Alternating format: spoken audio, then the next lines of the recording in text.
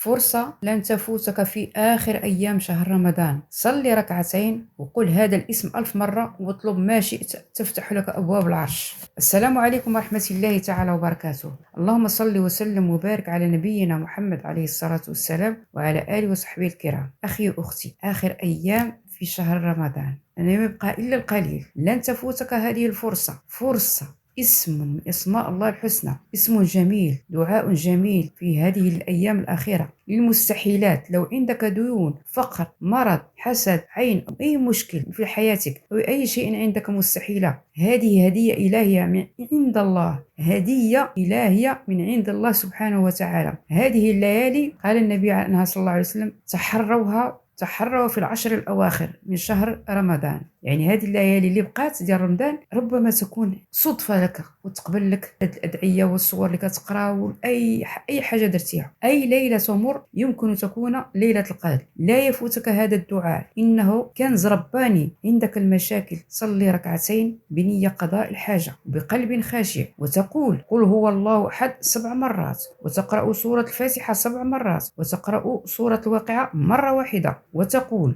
1000 مرة: يا الله يا الله يا الله. ولما تنتهي تطلب من الله ما شئت. اطلب ما شئت من الله وأنت متوجه للقبلة بقلب خاشع من أعماق قلبك. يمكن تصادف اللحظة اللي كتكون تطلب فيها الله سبحانه تدعو، ربي غتصادف معها وربي يستجيب لك. اللحظة التي تكون فيها ليلة القدر. احنا ما كنعرفوش ليلة القدر في الأيام الأخيرة، لأن ليلة القدر خير من 1000 شهر، لأن خزائن الله لا تنفد. لا تقول عندي هم كبير، ما تقولش عندي هم كبير، ولكن قول ربي كبير، لأنه رب العطاء، رب الشفاء، رب القوة، ورب القدرة، ورب كل شيء خالقه. هذا أخي أختي الفائدة اللي غادي ديروا: غادي توضاو وتصليو 2 ركعات لله سبحانه وتعالى، ولما تنتهي بنية قضاء الحاجة بقلب خاشع كما قلت لكم، قراو قل هو الله احد 7 المرات، وسوره الفاتحه تقراها 7 المرات، وتقرا سوره الواقعه مره واحده، وتقول 1000 مره يا الله يا الله يا الله. ومن بعد ما تنتهي اطلب ما شئت من الرحمن الرحيم. اطلب من الله ما شئت، اللي بغيتي من عند الله سبحانه وتعالى، اللي بغيتي، وربي ان شاء الله غادي يحقق لك كل شيء ما تتمنى. المهم ما تفوتكش هاد الايام اللي بقات، ما بقى والو. لا تفوتك هذه الايام، ما تفوتكش ايام من ايام رمضان، الشهر الفضيل. ولا تنسوني باللايك والاشتراك وتفعيل الجرس. والى فيديو اخر، والسلام عليكم ورحمة الله تعالى وبركاته.